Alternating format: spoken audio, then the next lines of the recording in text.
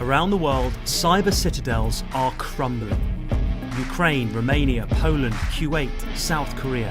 Hackers are being rounded up. The assumptions in the law is that somebody would bash the other guy in the head. The rules are clear. Events over the past 10 years, in particular, have demonstrated the vulnerability of critical sectors to disruptive state cyber activity. International computer law, or international cyber law, has been in the news a lot in the past few years. With COVID and Russia, more and more we see how connected we are to the rest of the world. But what does international computer law implies, and who is governed? Hello everyone, welcome to Rock Cybersecurity. I'm your host Roxana, and I'm back! Yay! New format of videos, new logo, new background, everything is new. It's been a long time coming, and I am preparing for this year to bring you the best things that I can produce, obviously, and I'm very excited to be back. Today we're gonna talk about governing institutions, the main topic that the law focuses on, and TikTok, as well as Google, Apple, Facebook, Amazon, or GAFA, the main big tech companies, private policies, and how they handle transferring data between countries. Let's get into it and let my cat in.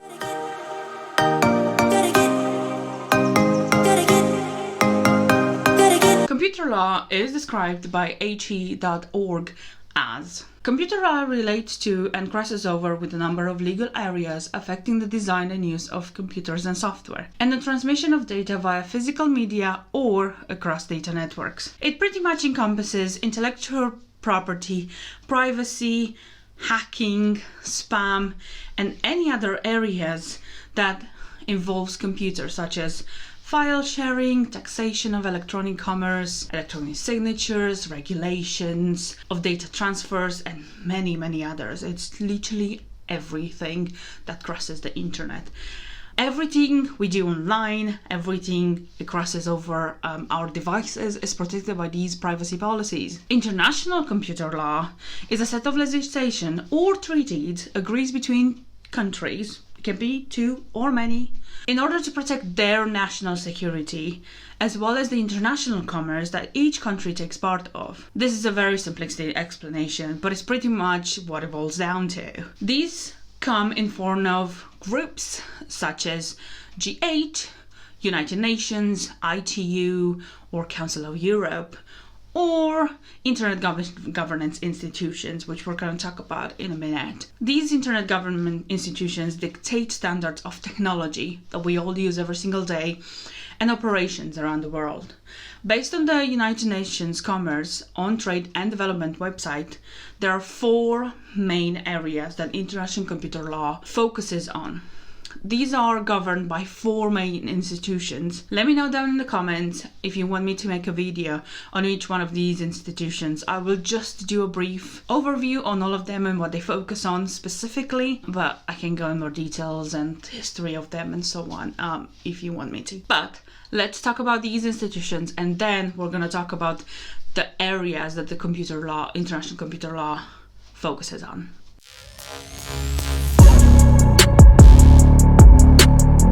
First of all, IETF, or Internet Engineering Task Force. According to their website, the IETF is a large, open, international community of network designers, operators, vendors, and researchers connected with the evolution of Internet architecture and the smooth operation of the Internet. It is open to anyone willing to join and contribute technically in any shape or form that they can. Their mission is to, quote, make the internet work better by producing high quality, relevant technical documents that influence the way people design, use, and manage the internet. Pretty much on a day-to-day basis, as a person that works in technology, you do want to follow best practices, and these type of best practices are set by institutions like this. So they do have a massive influence over everything that in the IT industry, how people work and how they develop code or design or so on. The second one is ISOC, or Internet Society. The Internet Society is a global non-profit organization empowering people to keep the internet a force for good, open, globally connected, secure, and trustworthy. We love it. Love it. With a global team, these people, this is from their website, so everything that comes from there. Let me know if you want me to do a deep dive on any of these institutions. But their global team, according to their website, have about 91,220 members across the world that share their vision, obviously. They have 91 organization members that are actively doing something with them and collaborate with them actively to improve and follow their mission. They have many followers and board of trustees, and these all contribute to bring the internet everywhere in a very fair and safe manner. Part of their mission is, and this is again from their website, build and support the communities that make the internet work, advancing the development and applications of internet infrastructure, technologies, and open standards, and advocate for policy that is consistent with their view of internet. I'm also going to put on screen some of their activity highlights. You can stop, have a read, feel free to do that, or you can go on my description. I'm going to put a link to their website, click on them, give them a follow, give them a shout out. If you want to get involved with them, I think they're a great institution, especially because they're a non-profit organization and we love to see it when they're done in the right way. The next one is W3C, World Wide Web Consortium. W3C is an international community where member organizations, full-time staff, and the public work together to develop web standards. Led by web innovator and director Tim Barnes-Lee and CEO Jeffrey Jaffe, W3C's mission is to lead the web to its full potential by developing protocols and guidelines that ensure the long-term growth of the web. From what I could gather from their website, they work to bring the web into everything and for everyone, where applications and web interfaces and so on, as well as privacy and XML security. Again, if you want me to do a deep dive, comment down below. Now, the last one, ICANN, Internet Corporation for Assigned Names and Numbers. The ICANN is a non-for-profit public benefit corporation where participants from all over the world dedicating to keeping the internet secure, stable, and interoperable. It promotes competition and develops policy on the internet's unique identifiers. Through its coordination role of the internet's naming system, it does have an important impact on the expansion and evolution of the internet. They work to create policies that secure our experiences on the internet, from the infrastructure level, which they hold a very high influence into, to the computers laws that are being implemented around the world. I will link all of these 4 organizations in my description down below. If you like to get involved and know more about them, please do give them a read, get involved, be part of contributing to this madness world of the internet. All of these organizations and many more, these are just the 4 main, play a massive big influence on the following main areas that the international computer law focuses on. And these can be very specific or very broad at the same time.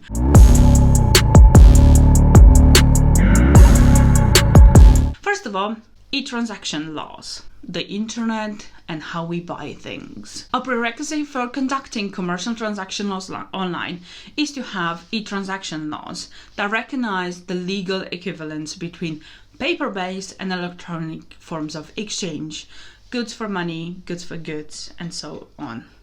Such laws have been adopted by 158 countries, 81% of the whole world, 79 of which are developing countries and 29 of which are least developing countries. While almost all European countries, 44 out of 45 countries, have in place these e-transaction laws, and 89 in the Americas, the share in Africa is about 61%.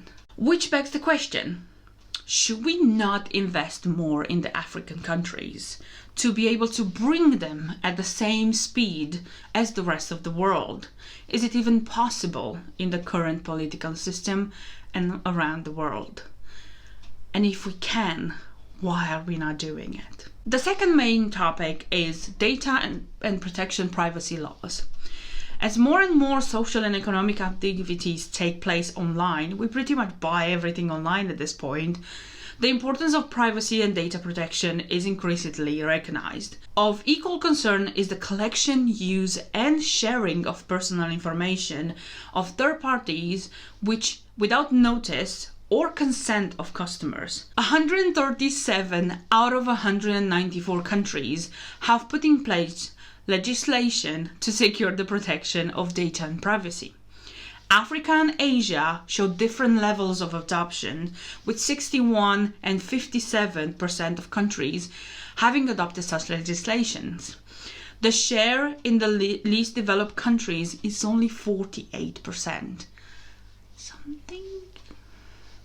There might be some other topics that we need to talk about. The third main topic is cybercrime laws. Cybercrime is a growing concern to countries at all levels of development, and it affects both buyers and sellers or exchangers on the internet. While 156 countries, about 80%, have enacted cybercrime legislation, the pattern varies by region. Europe has the highest adoption rate, about 91%, and Africa has the lowest, about 72%. The evolving cybercrime landscape and resulting skills gaps are a significant challenge for the law enforcement agencies and prosecutors, especially for cross-border enforcement. It's very hard, especially with a lot of the treaties between countries, which we'll get into it in a minute. And the final important main topic that the international cyber law covers is consumer protection laws, which are very important. Despite the importance of consumer confidence for business to customer e-commerce, many developing and transition economies still lack laws to protect consumers online. In as many as 52 countries, it was not possible to obtain data, suggesting that online consumer protection is not being fully addressed. Out of 142 countries of which data is available, data for this particular survey, not data freely available, just to put it into context. Out of 142 countries for which data is available of these laws, 115 have adopted legislation on consumer protection related to e-commerce. That share varies from 78% in Europe to 52% in Africa and 71% in Americas. We have a lot to go. Even 78%, I don't think it's enough, and I think we can do better. Why is there such a massive gap in the protection laws between Europe, the Americas, Asia, Africa? Now, I'm not qualified to talk about race inequality, but this is what I think it correlates to. Money. I'm Alice Muñoz. I'm the director of Mozilla's Africa Mradi, and I'm going to explain the digital divide. So put simply, the digital divide is the gap that exists between people in the world who have access to computers, mobile devices, and the internet, and those who do not. It also refers to the gap between those who are able to benefit from the digital age and the digital economy and those who are not. The digital divide exists everywhere you look. For example, even here in the United States, there are millions of Americans who don't have access to the internet in their homes. But the differences in connectivity rates between the richest and the poorest countries is most pronounced. For example, 80% of Europeans have access to the internet, but only 26% of those in the Africa region have access to the internet. For the case of the Africa region, the digital divide is predictably impacted by cost. So the continent has the most expensive internet in the world. In fact, according to the Alliance for Affordable Internet, Africans pay on average 8.8% of their monthly income for a purchase of only 1 GB of data compared to 3.6% of total income in South America and only 1.5% of your total income for internet access in Asia. And it doesn't stop there. Even between the people that do have access to the internet, the content that they can access and when they can access it is very different. There are also several initiatives promoted by governments or states to isolate themselves from the open internet. For example, internet shutdowns. We saw that happen in Tanzania last year. And those have serious democratic and civic implications because you get highly centralized political structures.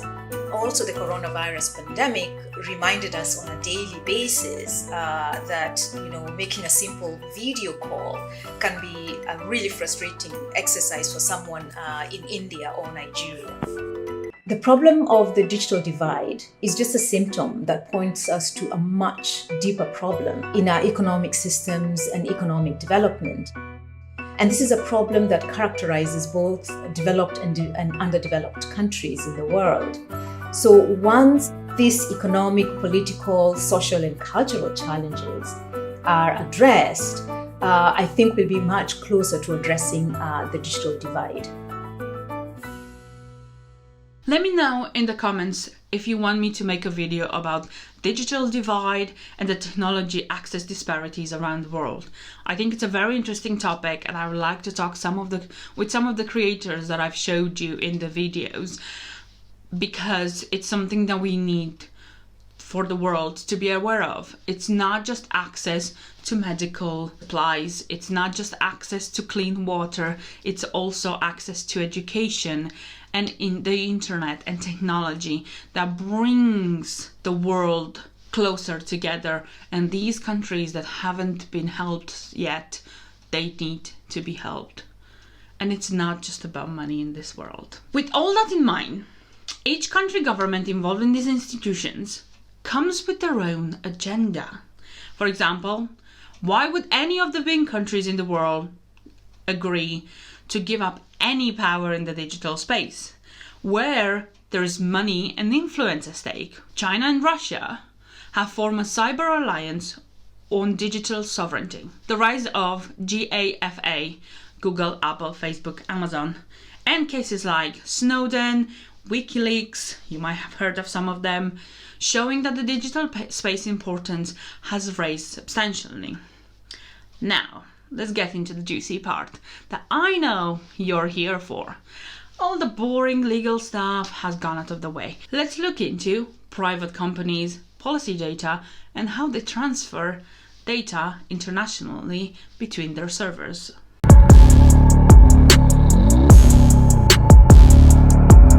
We're going to talk about TikTok, Google, Apple, Meta, and Amazon. Sorry, I said Facebook, but Facebook, Meta, I know it's not technically the same thing, but you know what I mean. Starting with TikTok.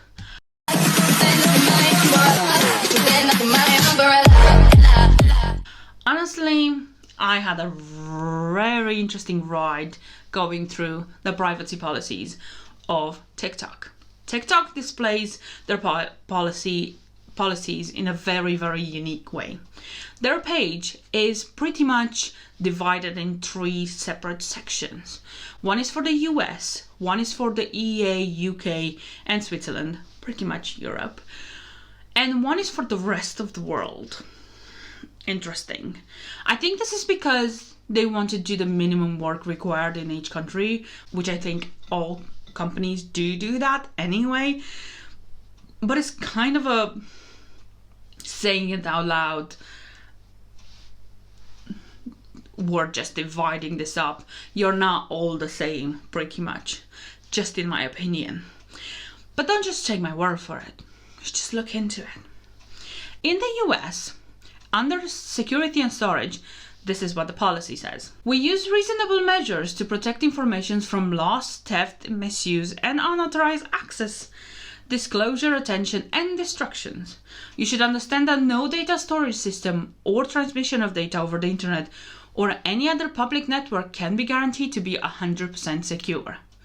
Please note that information collected by third parties may not have the same security protection as information you submit to us, and we are not responsible for protecting the security of such information. TikTok may transmit your data to its servers or data centers outside of the United States for storage and/or processing. Third parties with whom TikTok may share your data, as described herein, may be located outside of the United States. First of all, what does reasonable mean? I need details, TikTok. I need details. What is reasonable to some people might be not reasonable to other people. What does reasonable mean? Second of all, in the second paragraph, they do confirm that they transmit data outside the US. Now, my question on that is, where, TikTok? Where? We can assume certain places in the world where they have different data protection policies. As I said before, there's a high discrepancies between the Americas, Europe, Asia, Africa. Where, TikTok? We need to know, how is it being transmitted? Nothing can be 100% secure, but just the fact that them saying we can't guarantee 100% secure is pretty much like we can't guarantee anything, because they protect themselves by saying this, even for data leaks and stuff like that, because they can't guarantee is 100% secure, but they don't say we can guarantee is, I don't know, 80% secure, 70% secure. They don't want to put those things in their data policies, do they?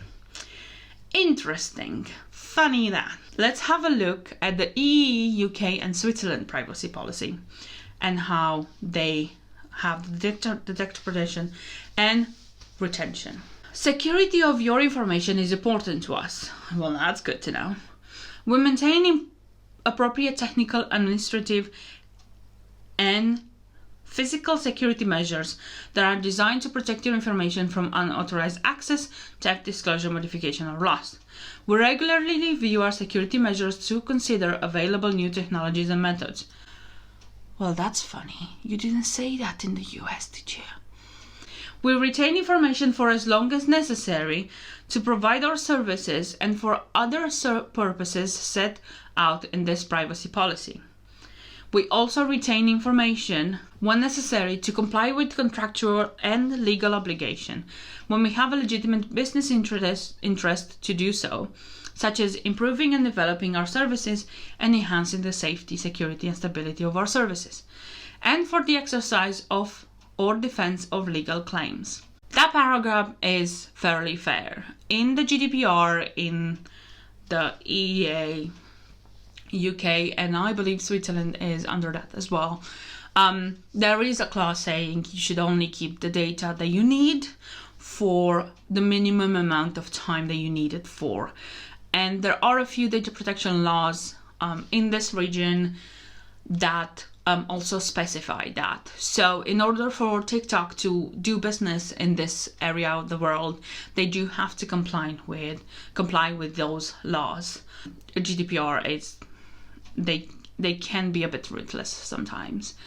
The retention periods would be different depending on the type of information and the purposes for which we use the information. For example, when we process your information to provide you with the service, we keep this information for as long as you have a TikTok account. This information includes your profile information, user account, and direct messages. There you have it. It's plain on the paper. I mean, it's on the screen, but you know what I mean. If you infringe our guidelines or terms, we may remove your profile information and or user content from public view immediately, but keep your information as necessary to process the infringement. This is a very legal thing, and it's expected for them to do stuff like that. It is very funny to me that they didn't specify that in the US privacy policy, but let's keep going. Their global operations and data transfers. This is a juicy one. To support our global operations, we share your information with members of our corporate group and other entities outside of the countries of our residence, as described in the How We Share Your Information section. These entities are committed to using and storing information in compliance with applicable policy laws and to implementing appropriate security measures to protect your information. They have to say this.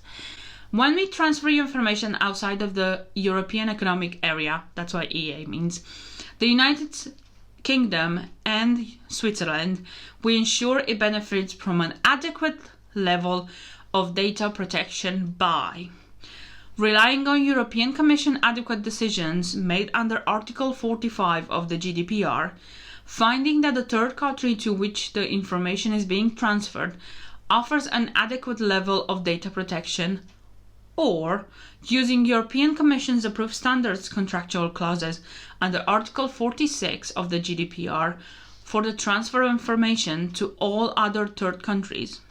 For a copy of these standards contractual clauses, please contact us via the details provided, blah, blah, blah. Anyway, what they're saying is, even when we have to process your data and send it outside of these three entities, the EEA, United Kingdom, and Switzerland, we have to comply with one of these two. And they are all under GDPR.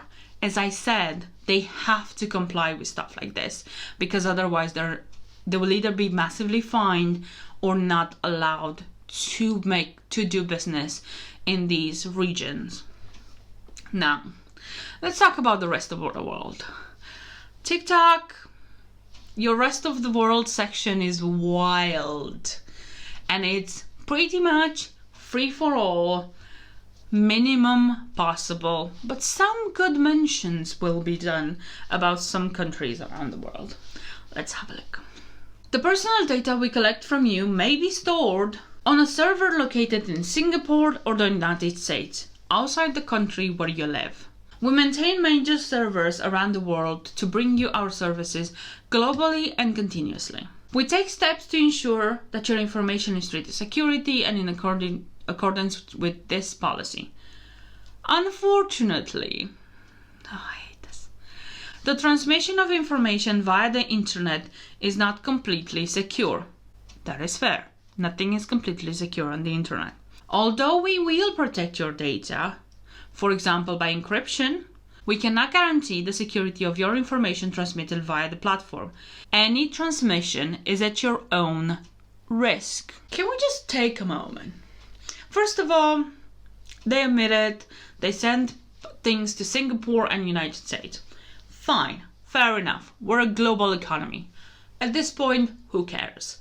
But to say the transmission via the internet is not completely secure and you use things to protect the data, for example, encryption. What type of encryption? TikTok? Because there are types of encryption, and I can make a video about this if you want me to, and I can break down encryption and how it works. But there are types of encryption that are less secure than others. How does that work? And just say, for example, encryption, and then say, we cannot guarantee the security of our information.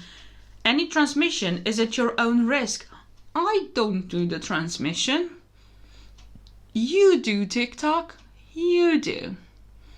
We have appropriate technical and organizational measures to ensure a level of security appropriate to the risk of varying likelihood and severity for the rights and freedoms of you and other users.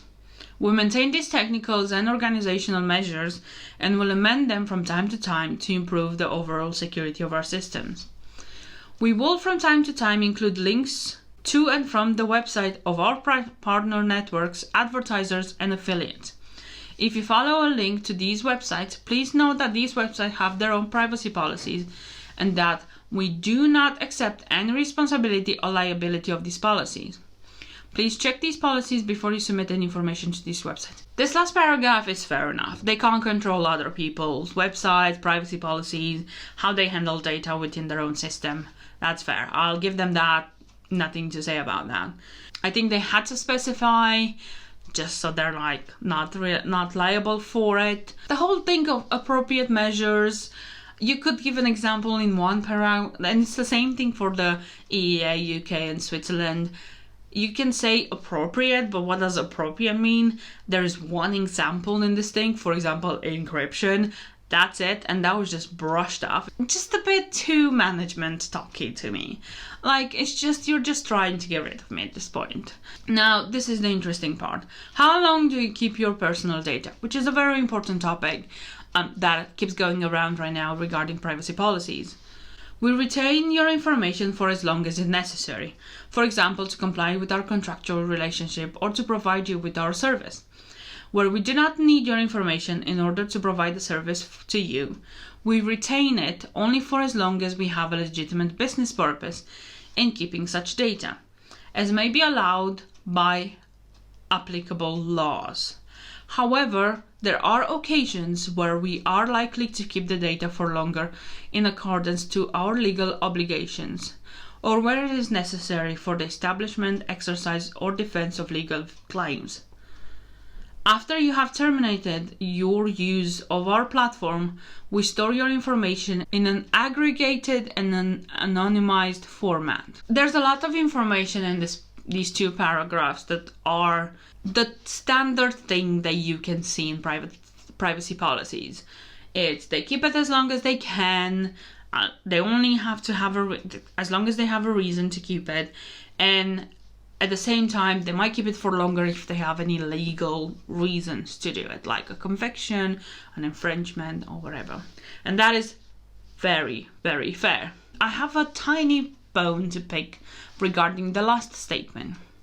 Because in the previous region that we just looked at, it says that we delete your information as soon as you leave the platform, pretty much. That was my understanding. They didn't actually say that, but they said that they keep the information as long as you're on the platform, unless it's for legal reasons, which is fair. The legal reasons fine. We don't attach to those criminal conviction, infringement, and lawsuits and stuff like that. That's very fair to say. But when they say we store your information in an aggregated and anonymized format, what is that for, TikTok? Are you collecting data so you can develop on real data of real people your algorithm? I'm just asking. I have two special mentions. One is Russia. They have a very specific section for Russia and how they process the data for the Russian data by saying, what are the legal grounds of data processing? When we access your personal data, we rely on your consent, performance of a contract, our legitimate interest and obligations to process data when we so require by law. By signing up and using the platform, you consent to the processing of personal data in accordance with this privacy policy. I thought that's just by default.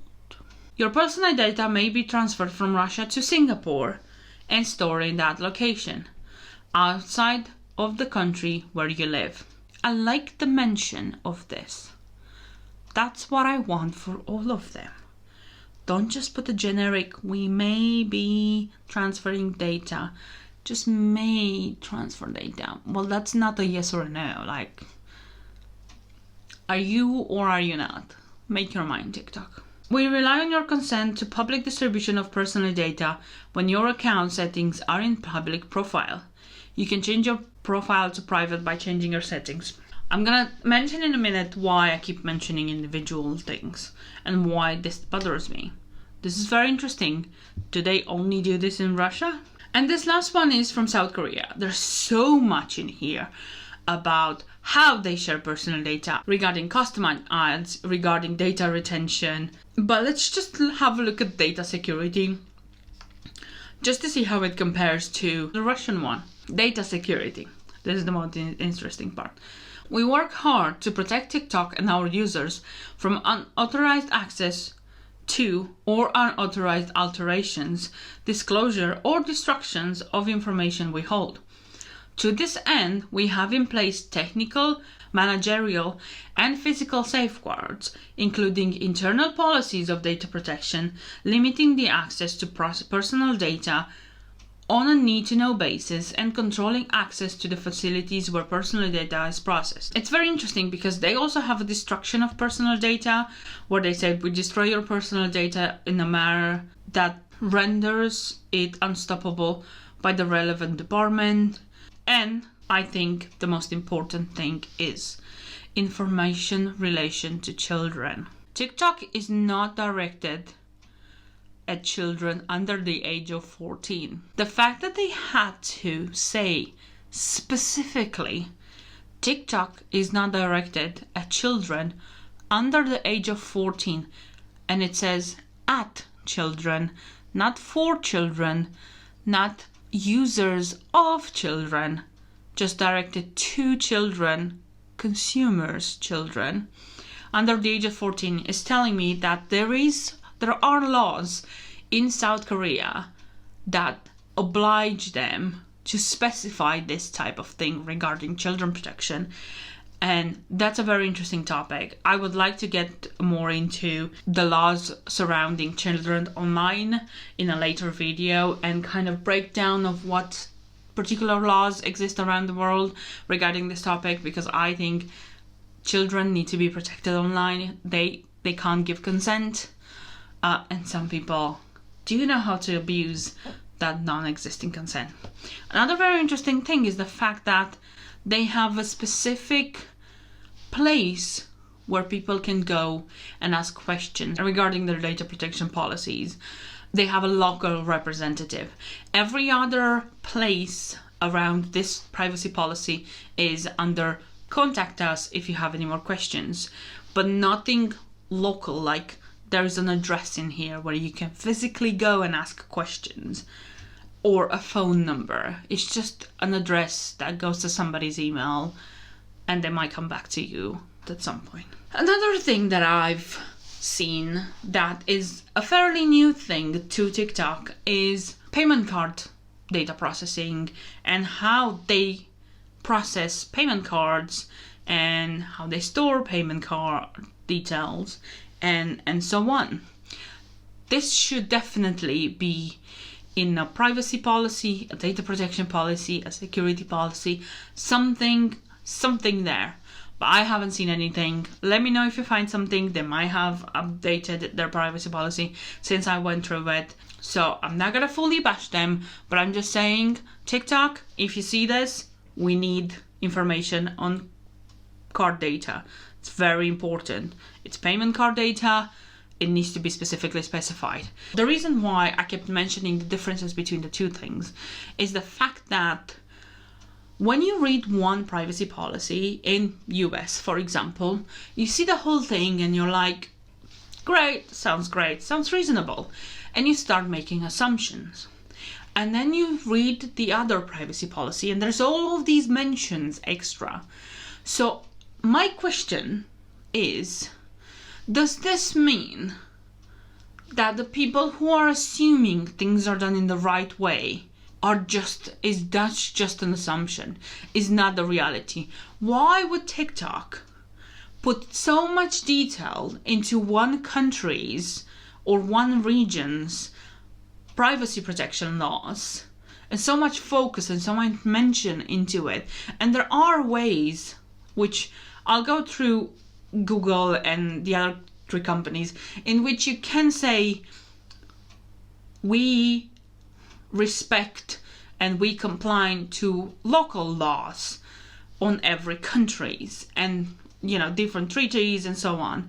But why was this specific mention had to be done from each region or country to another?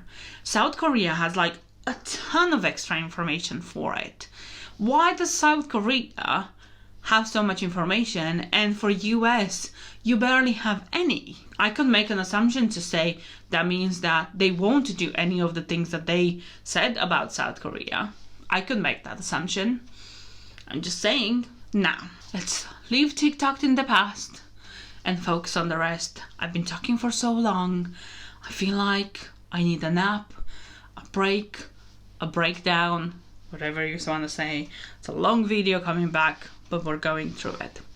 Now, let's talk about Google.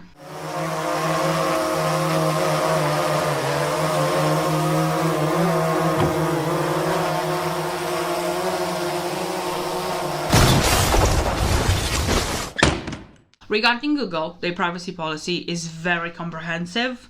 As you can see, there is more and more details and how and where the data is being transferred. And as well as they have the usual, we regularly review these policies and so on.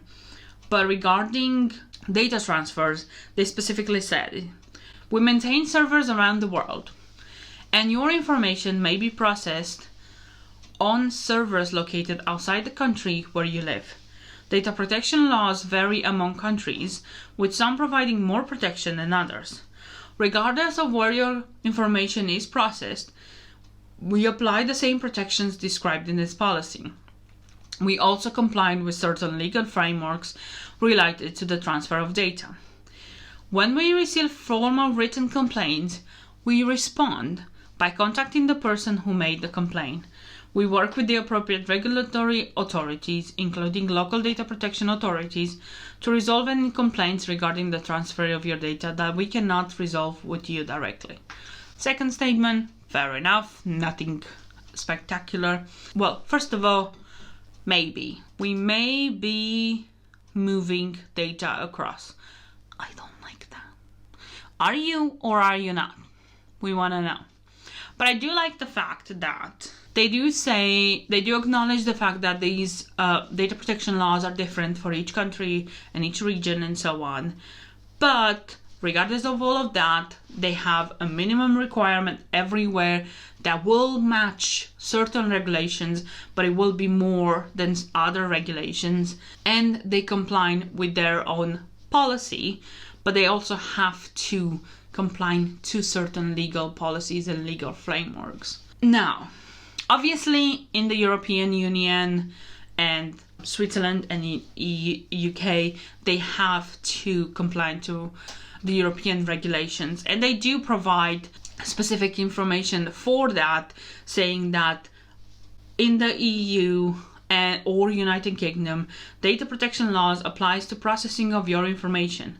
We provide the controls described in this policy so that you can exercise your right to request access to, update, remove, and restrict the process of your information.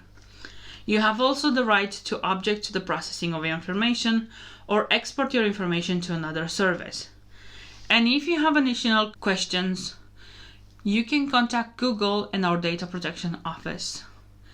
Or you can contact your local data protection authority if you have concerns. Local, I like that. Not everybody speaks English around the world. I do like that. I think regarding Google, I like the fact that there is more transparency. They're very clear on how they do things.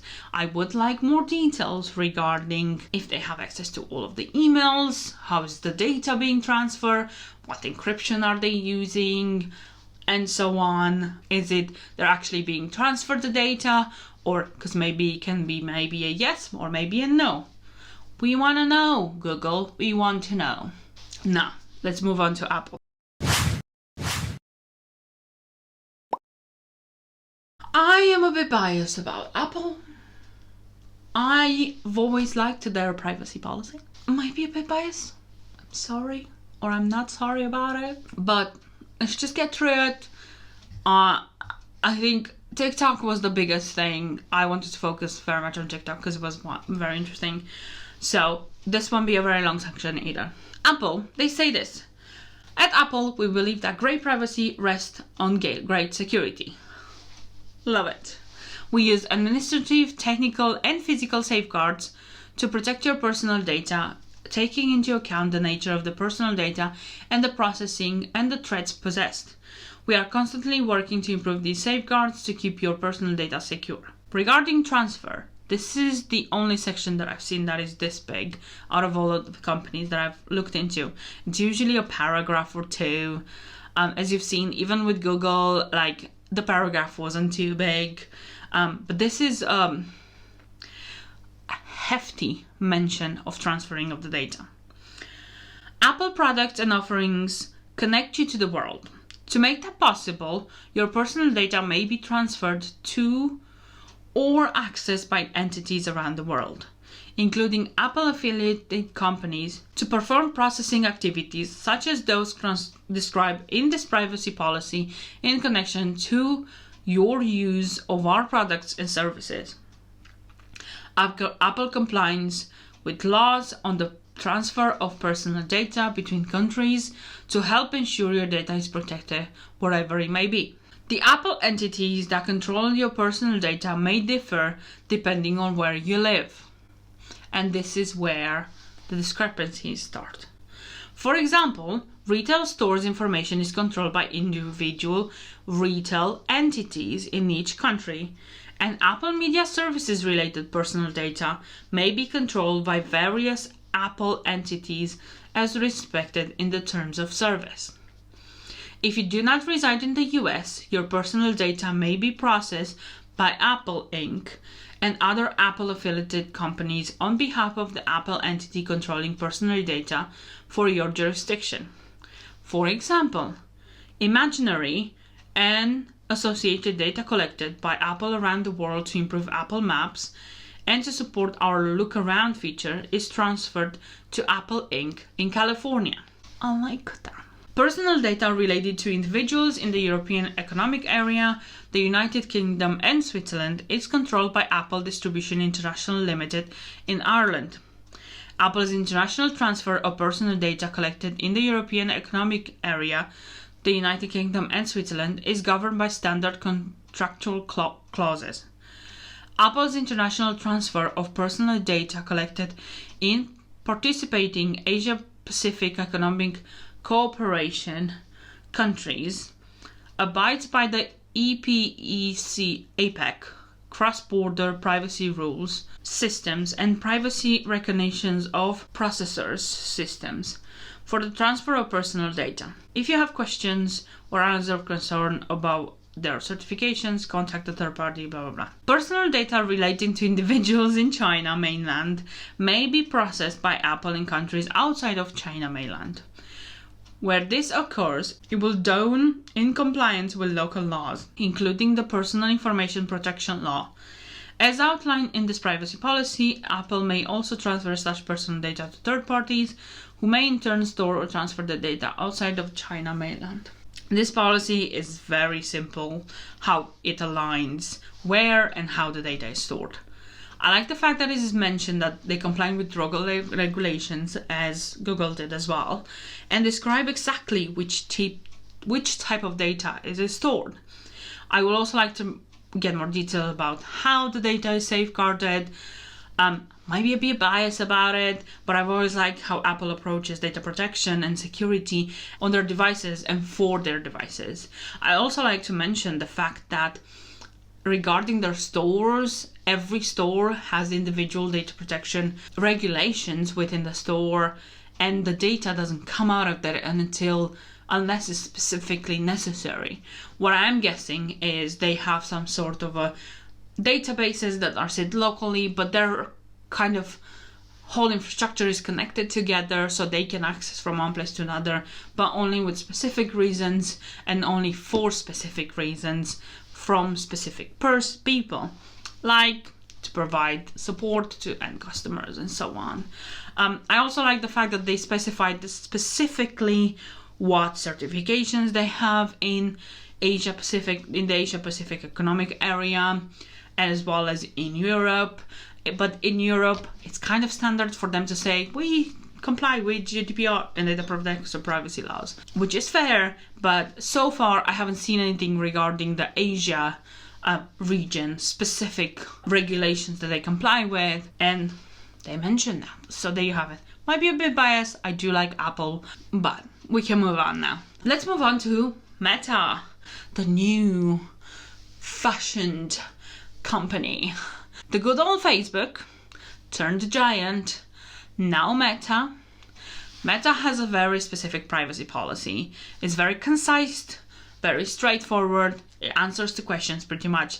It feels like a yes or no situation sometimes. They also explain why the transfer of data is done. Again, as I said, when it's not, we can all assume. I can assume that they transfer the data for the sake of, I don't know, testing. That's very innocent. But I can also assume that they transfer the data to sell it to someone else. You know, the sky's the limit. People can have very wild imaginations sometimes. So Meta says why. They say, we share the information that we collect globally, both internally across our offices and data center, and externally with our partner vendors, services providers, and third parties, because Meta is global with users, partners, and employees around the world. Transfers are necessary for a variety of reasons, including we can operate and provide the services stated in the terms of the Meta production that you're using in this policy. This includes allowing you to share information and connect with your family and friends around the globe. And also, we can fix, analyze, and improve our product. Let me know. At least they said it. I will just say, Meta, you get a star for even mentioning it, which the other ones didn't. Where the information, this is another thing that I like about the fact that they say where the information is stored.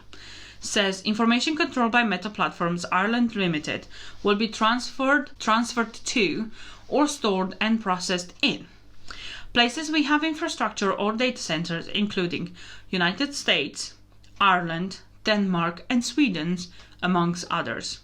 I like the mentions of it. I do think that the amongst others put at the end is to cover up some other places, but at least there's a mention of it.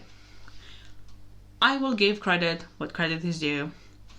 You can have that.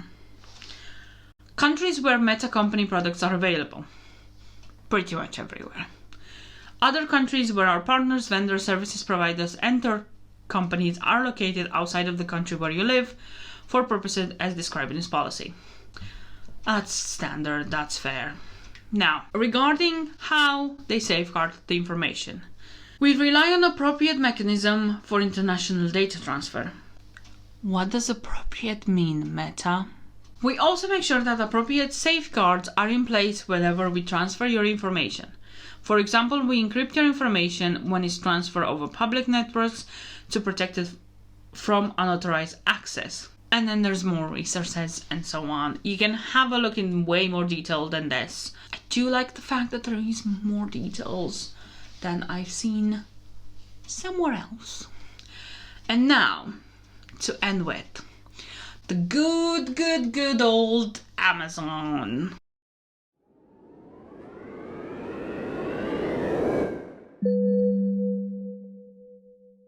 We love a good Amazon.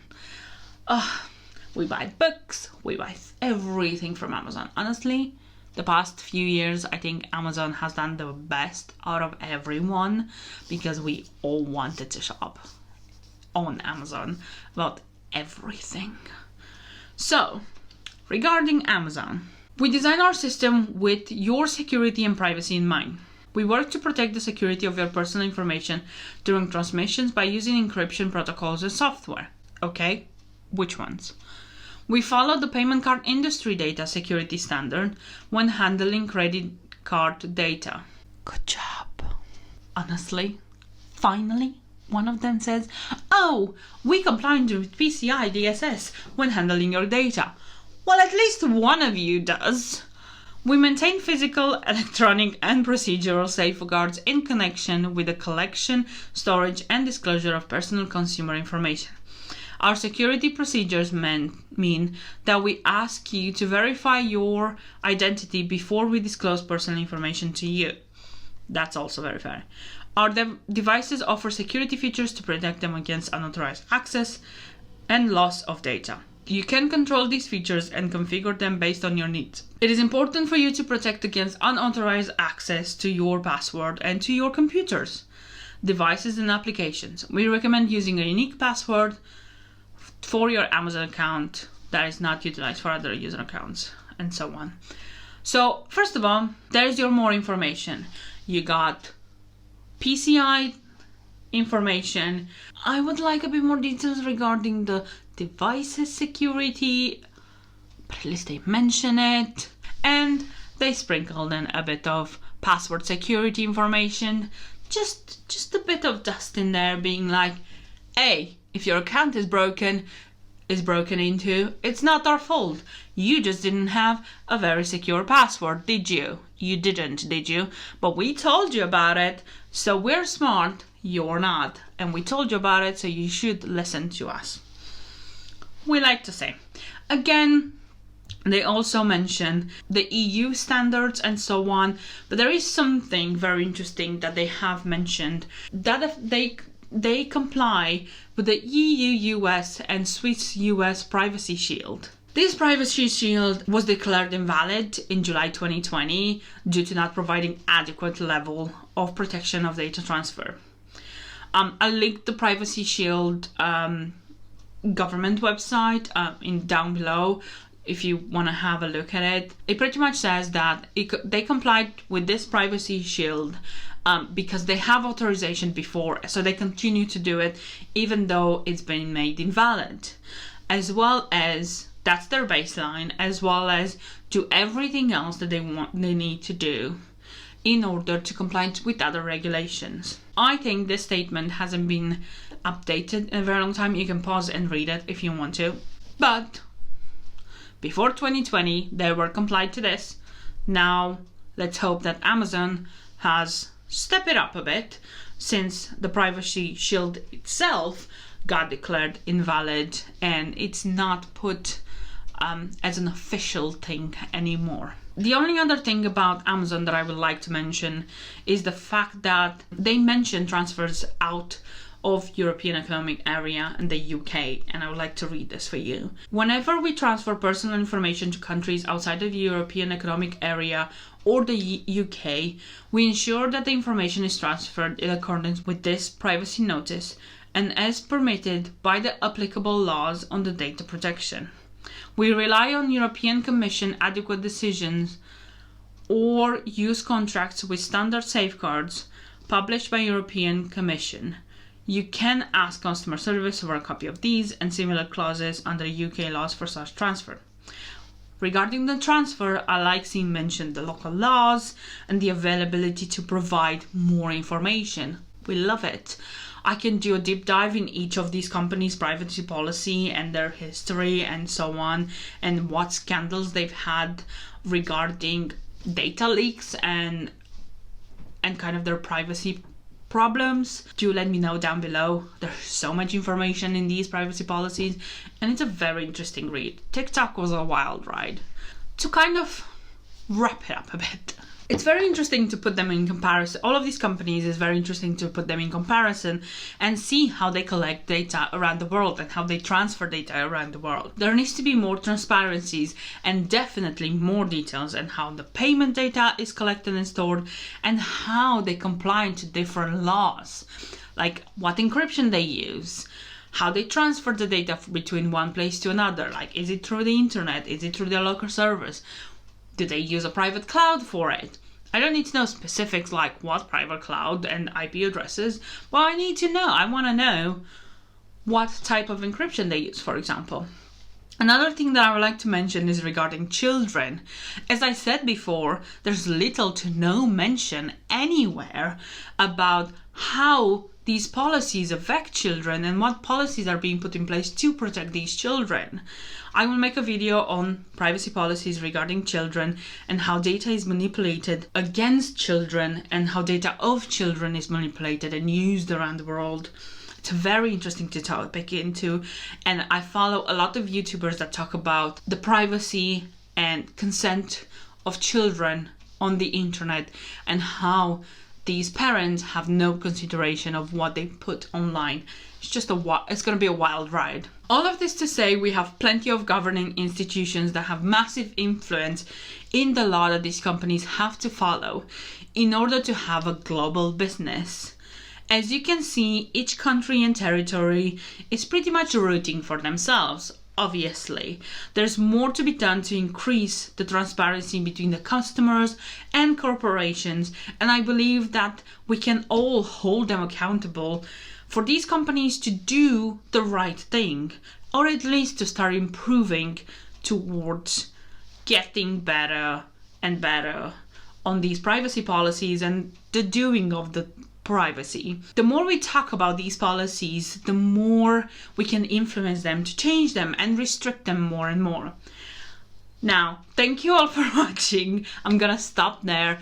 I've talked enough. My throat is dry. I hope you enjoyed this video as much as I enjoyed doing it and writing and reading about it and so on. Don't forget to like, subscribe, enable those notifications. I'm back. I won't be posting every single week. I'll make a video as big of a deep dive that I can do and post it whenever it's done. I also have a full-time job, so I'll try my best. And enable those notifications so you get notified when I finally do post a new video. Thank you so much for watching. Love you. Bye. Gotta get it right now. Yeah, push over limits with you right now. Gotta get it right now. Yeah, push over limits with you.